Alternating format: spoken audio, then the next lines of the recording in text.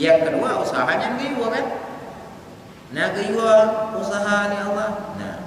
Nah giwa orang sakit bubu pulih hujak rumah sakit. Mereka nyadakan lon manya bubu pulih ni Allah. Kan pulih cik. Maka pun ajak ba doktor. Kepo perlet ayak urukut, kepo tayu raja, kepo ajak ba doktor spesialis. Itu kan usaha. Yang boleh tahu Allah lewat usaha kan. Asbab. Maka nyadakan untung na doktor bulan maka panjanglah umur yahdu. Tahu yang panjang umur. Kan dokter asbab dokter jangan ibu ubat boleh berunci tanya. Jadi kan dokter yang boleh nyan asbab usaha. Usaha giwa al-ikhtiar wajibun walaha ma kasabat. Usaha itu wajib. Maka dalam itikad ahli sunnah wal jamaah semua usaha manusia itu akan bernilai. Wa indana li abdi kasbun kulifa walam yakun muasiran fatalifa. Di bait yang lain para mutakalimin menyebutkan wa indana anad doa ayamfa'u.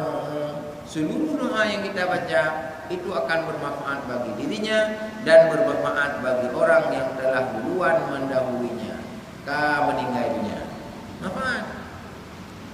Orang mati hanjit datang menyagalam dah salat jenazah kan? Apa makna salat jenazah? Doa kan? Hanjit tak kapan ni sebelum dah semana. Maka ada tertib, mandikan dulu, kafankan dulu, salatkan, baru kita masukkan ke kuburnya. Wate tamu doanya yang kita baca adalah doa menyata pegah doa hanatro kepeci kurang mati kiyo salat, kepeci pura Jumat khatib kiyo baca rukun khutbah. Doanya bahagian dari rukun dua khutbah. Monya hana doa pada khutbah Jumat hansa khutbah Jumat. Doa ke tahu doa kurang mati kan? Jadi dalam doa ke lain. Menambah silakan, tapi doa pokok kurang mati. Allahumma ighfir lil muslimina wal muslimat wal mu'minina wal mu'minat. Ya kan ampun dosa mayatnya. Buh mayat dinang, buh mayat agam. Monya di Brunei, di Malaysia wajib dah baca doa ke sultan. Allahumma salamatan sultanana. Terus kanan saya ke. Mehana dak nya itu gore raja. Nah, kecik kau dalam doa ke raja.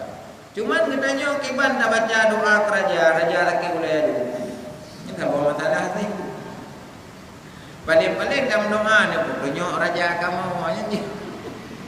Nah, jadi ada persoalan-persoalan di dalam